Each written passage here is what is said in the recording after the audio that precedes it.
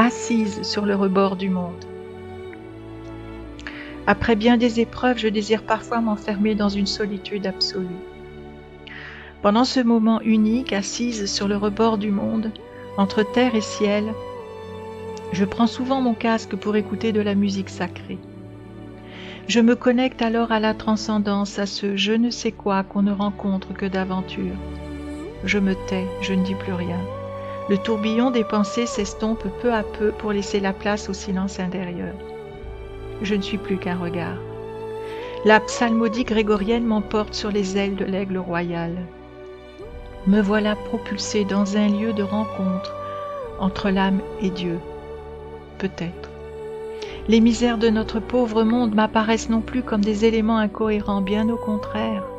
Le tourment invisible d'un cœur divin qui voit toutes nos vies depuis sa hauteur m'apparaît comme une évidence. Nous ne sommes pas seuls. Vus d'en haut, les orphelins n'existent pas. Le divin s'incarne dans les fibres de mon être tout entier.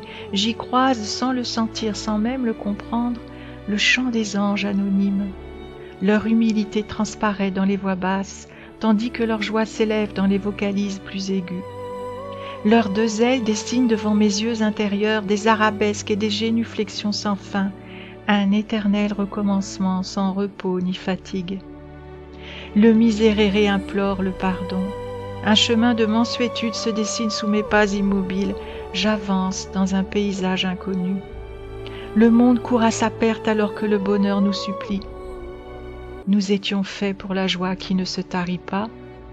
Comment a-t-on pu descendre si bas ? Transporté par les vagues sacrées venues d'un champ, venues d'ailleurs, je vogue entre prière et larmes, entre tristesse et repentir. Qui sommes-nous ? Un peu moindre qu'un Dieu, répond le psaume. J'entrevois la lumière orangée d'une aurore en plein midi, sans nuages et parsemée d'étoiles.